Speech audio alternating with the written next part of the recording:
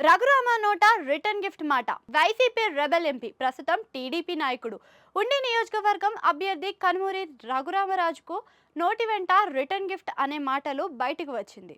అది కూడా సీఎం జగన్ ను ఉద్దేశించి ఆయన వ్యాఖ్యానించారు. నిజానికి ఇప్పటి వరకు రఘురామ నోట నుంచి ఇలాంటి వ్యాఖ్యలు రాలేదు.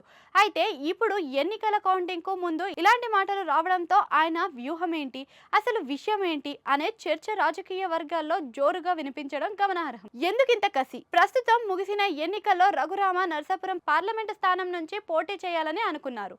బీజేపీ తనకు టికెట్ ఇస్తుందని ఆశ కూడా పెట్టుకున్నారు ఆయన. కానీ ఆయనకు బీజేపీ టికెట్ ఇవ్వకపోగా అసలు పట్టించుకోలేదు. దీంతో వెసికిపోయారు.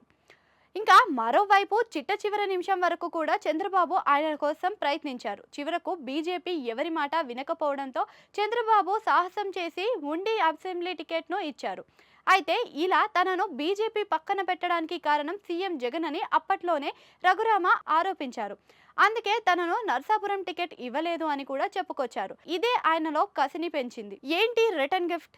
తాజాగా రఘురామ చేసిన రిటర్న్ గిఫ్ట్ వెనుక రెండు వ్యూహాలు ఉన్నట్టుగా రాజకీయ వర్గాలలో చర్చ నడుస్తుంది. ఒకటి, నర్సాపురంలో తాను పోటీ చేయకపోయినా బీజేపీ తరపున బరిలో ఉన్న నాయకుడిని గెలిపించడం ద్వారా జగన్ ఇక్కడ నిలబెట్టిన మహిళా అభ్యర్థిని ఓడించి రిటర్న్ గిఫ్ట్ ఇవ్వడం.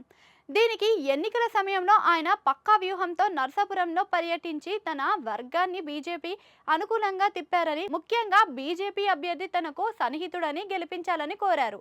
దీంతో ఇక్కడ వైసీపీ ఓటమికి రఘురాం బాటలు పరించారు. ఇక రెండోది, ఉండిలో తను గెలిచి అసెంబ్లీలో అడుగుపెట్టడం, తద్వారా రాజకీయంగా తనను అంతం చేయాలని, రాజకీయంగా మార్గాలు మూసుకుపోయేలా చేయాలని భావించిన జగన్ను చెక్కు పెట్టడం.